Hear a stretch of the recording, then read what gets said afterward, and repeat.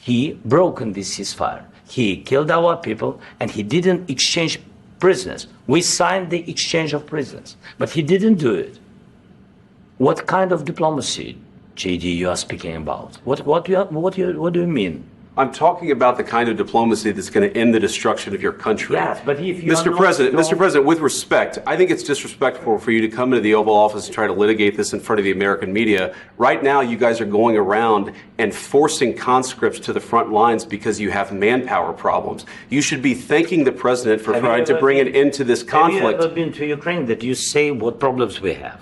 I have been to. Come once. I've actually watched and seen the stories, and I know what happens is you bring them on a propaganda tour, Mr. President.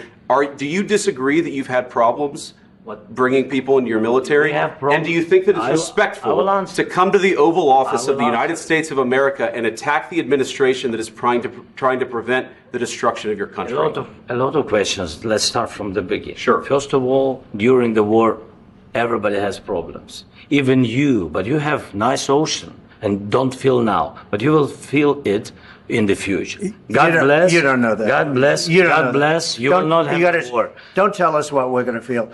We're trying to solve a problem. Don't tell us what we're going to feel. I'm not telling you. Because you're in no position to dictate that. Remember this. Exactly you're in no position to dictate what we're going to feel. We're going to feel very good. Feel influence. We're going to feel very good and very strong. You will feel influence. You're right now not in a very good position. You've allowed yourself to be in a very bad position, and he happens to be right about it. From the very beginning of the war. You're not in a good position. You don't have the cards right now. With us, you start having cards. Playing cards. Right now, you don't. You're playing cards. Mr. President. You're playing cards. Serious. You're gambling with the lives of millions of people. You're gambling with World War III. You're gambling with World War III. And what you're doing is very disrespectful to the country, this country. That's back to you. Far more than a lot of people said they should have. Have you said thank you once? This entire meeting? No, in this entire meeting, have you said thank you? You went to Pennsylvania and campaigned for the opposition in October. Offer some words of appreciation for the United States of America and the president who's trying to save your country. Please, you think that if you will speak very loudly about the war, you can... He's not speaking loudly. He's not speaking loudly. Your country's in big trouble. Can I Wait a minute. No. You've done a lot of talking. Your country is in big trouble. I know. You're not winning. You're not winning this. You have a damn good chance of coming out okay because of us. Mr. President, we are staying in our country, staying strong from the very beginning of the war. We've been alone, and we are thankful. I said thanks. You haven't been alone. Cabinet. You haven't been alone. In this cabinet. We gave you, through this stupid president, $350 billion. We gave you military equipment, and your men are brave, but they had to use our military. What about if you didn't have our military equipment, if you didn't have our military equipment, this war would have been over in 2 weeks. In 3 days. I heard it from Putin. In 3 days. This is something maybe new. Less. In 2 weeks. Of course, yes. It's going to be a very hard thing to do business like this. I tell you. Say thank you. I said a lot of times to American people. Except that there are disagreements, and let's go litigate those disagreements rather than trying to fight it out in the American media when you're wrong. We know that you're wrong. But you see, I think it's good for the American people to see what's going on. I understand, sir. I think it's very important. That's why I kept this going so long. You have to be thankful.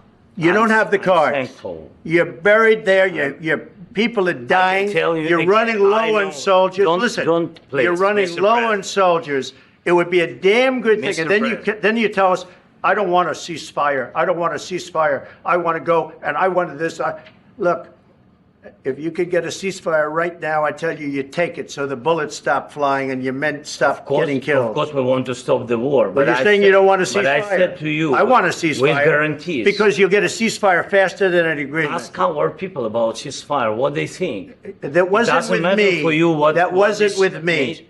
That was with a guy named Biden, who was not a smart person. That was with Obama. It was your president. Excuse me. That was with Obama, who gave you sheets, and I gave you javelins. Yes. I gave you the javelins to take out all those tanks.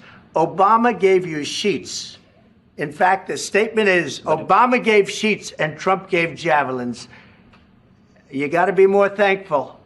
Because let me tell you, you don't have the cards. With us, you have the cards. But without us, you don't have any cards. One more question to Mr. Vice President. Sorry. It'll be a tough deal to make because the attitudes have to change. What if Russia breaks ceasefire? What if Russia breaks peace talks? What do we do then? I understand that it's a heated conversation right now. What are you saying? She's asking, what if Russia breaks the ceasefire? What if anything? What if a bomb drops on your head right now? Okay? What if they broke it? I don't know. They broke it with Biden because Biden, they didn't respect him. They didn't respect Obama. They respect me. Let me tell you, Putin went through a hell of a lot with me. He went through a phony witch hunt where they used him and Russia. You ever hear of that deal? That was a phony Hunter Biden, Joe Biden scam. Hillary Clinton, Shifty Adam Schiff. It was a Democrat scam. And he had to go through that. And he did go through it. We didn't end up in a war. And he went through it. He was accused of all that stuff. He had nothing to do with it. It came out of Hunter Biden's bathroom. It came out of Hunter Biden's bedroom.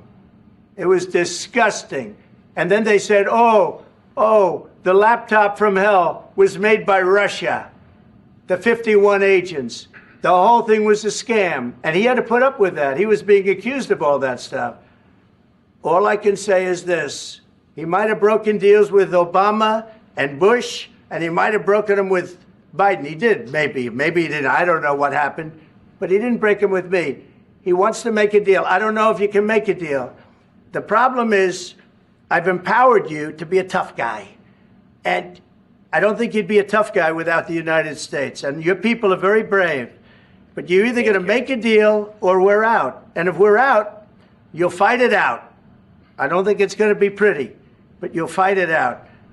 But you don't have the cards. But once we sign that deal, you're in a much better position. But you're not acting at all thankful. And that's not a nice thing. I'll be honest, that's not a nice thing. All right, I think we've seen enough. What do you think? Huh? This is going to be great television, I will say that. All right. We'll see what we can do about putting it together.